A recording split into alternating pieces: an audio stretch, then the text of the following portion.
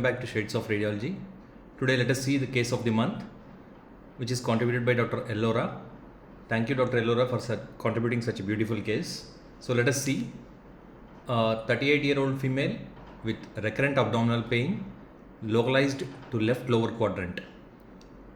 So these are the axial MR images of various sequences, that is T2, T2FS, GRE, T1 and T1FS.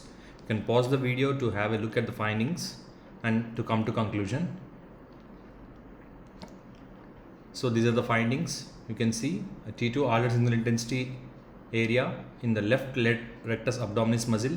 On T2FS it's more brighter, and on gradient you can see areas of blooming or phlovoids, and on T1 you can see few T1 hyperintense foci as well here, and T1FS you can see even with fat suppression you can see the T1 hyperintense foci, indicating that it is a hemorrhagic product or a blood product.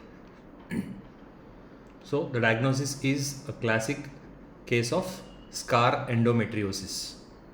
So coming to scar endometriosis, let us see few salient features, that is what are the buzzwords in scar endometriosis in imaging.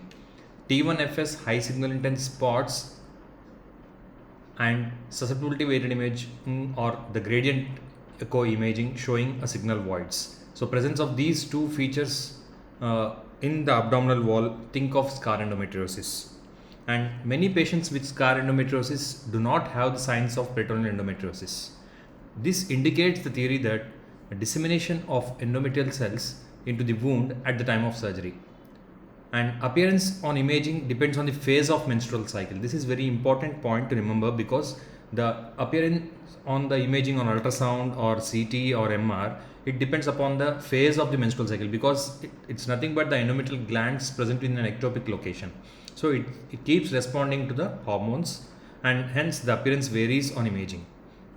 And coming to differential diagnosis, that is the desmoid tumor, which is usually a non-cyclical pain, history of trauma might be there, and association with Gardner syndrome and other fibromatosis.